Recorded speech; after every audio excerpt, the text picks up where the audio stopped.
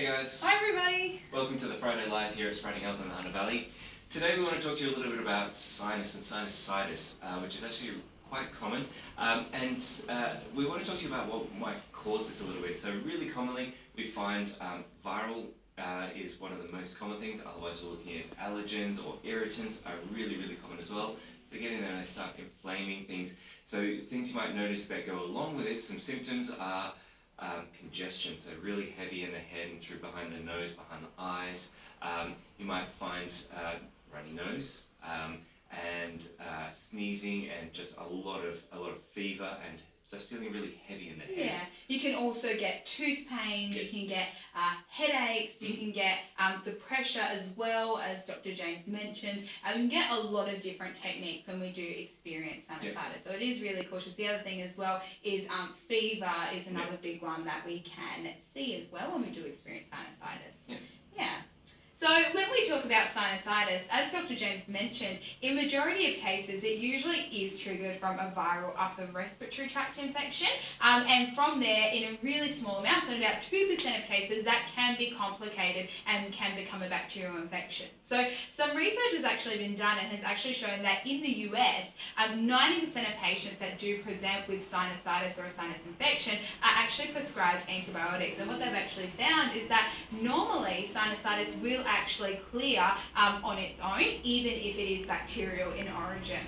Yeah, absolutely. Less commonly you might find a fungi causing the sinusitis, or even something mechanical like a degated septum can also cause this as well. And that will obviously increase pressure. Then when it becomes a more chronic issue, we end up in a different situation here where, and just going to take us through a great little tip to help you with this.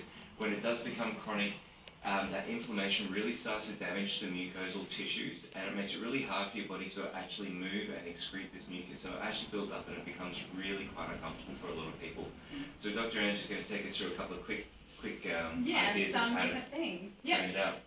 So there's a few different techniques that you can do really easily at home if you are experiencing acute sinus pain or sinusitis, or if it is something that you have been experiencing for a really long period of time. So what it is, if we pen in here please, so what we want to look at here on Dr. James is there's a few different points in the face that we want to contact. So when we look in at our sinuses, we do have a few different sinus cavities. So we do have one sinus cavity over the forehead and also over the cheeks here. So when we talk about doing our massage initially, what we want to focus on is just coming to the beginning of the eyebrows there. And this point here, if we stimulate really firmly, so this is probably easiest done if the patient or the person is laying down on a surface, but basically we're going to be stimulating in over the eyebrows, so actually doing quite a firm pressure there. And doing that for about 30 seconds, going in different circles, up and down, side to side, just getting that movement, obviously doing that on both sides.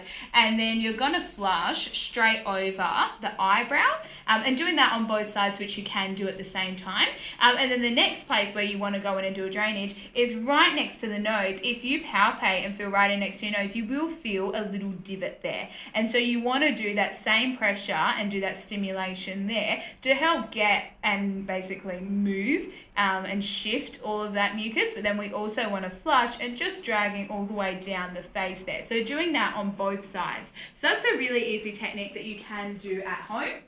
We have a lot of other techniques that we actually utilise here to help in the management of chronic sinus pain or sinus issues or sinusitis. So if this is something that you are experiencing and you really want to get to the bottom of why you are experiencing it, then please give us a call and we will see if there is anything we can do to help you further manage your chronic sinus issues or any sinus or allergy or any viral issues in general. Thanks very much guys. Hope you have a lovely long weekend. Bye. Yeah.